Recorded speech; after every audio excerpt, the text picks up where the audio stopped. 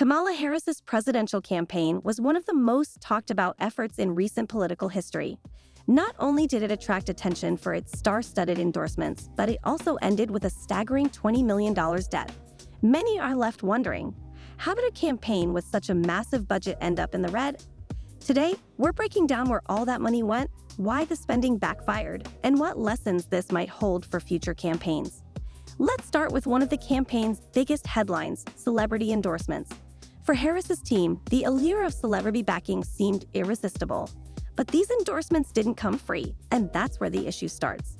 Campaigns often seek the support of influential figures to capture voter attention, but the cost of securing these big names was unprecedented. Imagine spending $1 million to have Oprah's support. While Oprah's influence is well known and her fans respect her opinions, many were surprised to learn that her production company, Harpo Productions, received 2 payments of $500,000. Oprah herself denied personal payment, yet her company's involvement left the public with mixed feelings.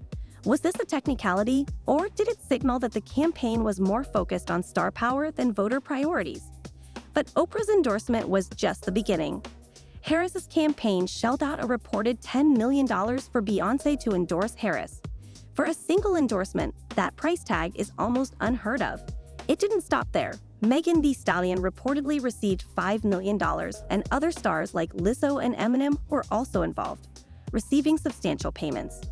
Here's the question that really struck home for voters. How does paying celebrities millions of dollars connect with the average American? For many, it doesn't.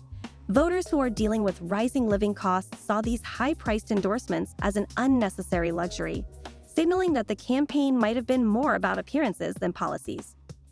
Think of it from a voter's perspective. If you're struggling to make ends meet, watching millions go to celebrity endorsements can feel tone deaf. Social media platforms lit up with reactions as voters voiced their discontent. The consensus seemed to be that the campaign missed the mark by prioritizing star power over grassroots connection. This backlash went beyond money. It was about a perceived lack of understanding. Many felt the campaign was more in tune with Hollywood than with the struggles of the everyday voter.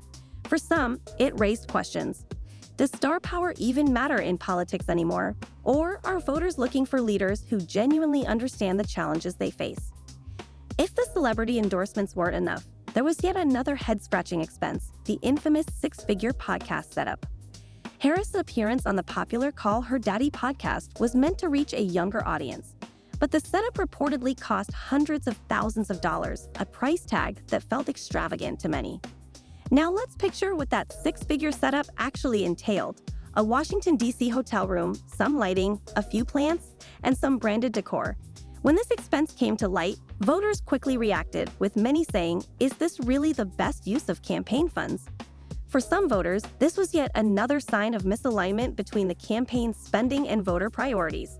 Critics argued that this kind of spending did little to demonstrate the campaign's commitment to everyday concerns, especially when cheaper, equally effective setups are possible. This approach seemed to reinforce the notion that the campaign prioritized appearances over meaningful outreach. Former President Donald Trump, never one to miss a chance to critique, chimed in on the campaign's financial choices.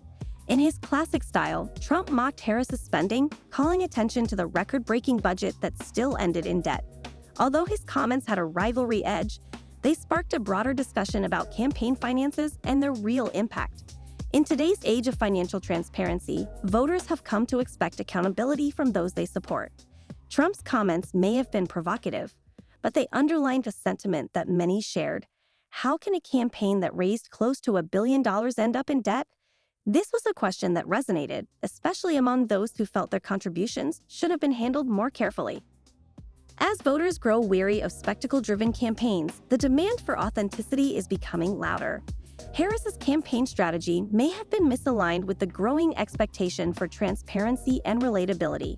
Voters today are more informed and skeptical, and they seem to be placing value on candidates who prioritize their concerns over grand gestures. Is this a trend we'll continue to see? Could future campaigns move away from high-cost strategies and focus on honest communication with voters?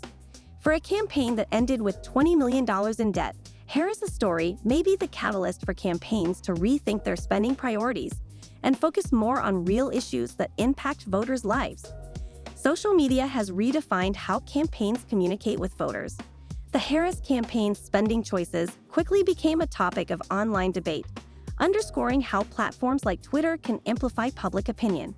With real-time reactions, voters today expect campaigns to be nimble and responsive, especially when spending controversies arise. In this digital age, campaigns may need to adapt by being upfront about their strategies, inviting transparency, and being prepared to explain their choices. Social media's influence could push campaigns to align more closely with voter concerns, focusing on relatability and direct engagement rather than celebrity-driven approaches. So that's the story of Kamala Harris's campaign spending. As voters voice their expectations for transparency and a closer connection to issues, this campaign could mark the end of the celebrity era in politics. What do you think? Are voters finally over the glamour of Hollywood-backed campaigns? Or was this just a unique situation? Let us know your thoughts in the comments. If you enjoyed this breakdown, don't forget to like, subscribe, and turn on notifications for more deep dives into the stories that shape our political landscape. Thanks for watching, and we'll see you in the next video.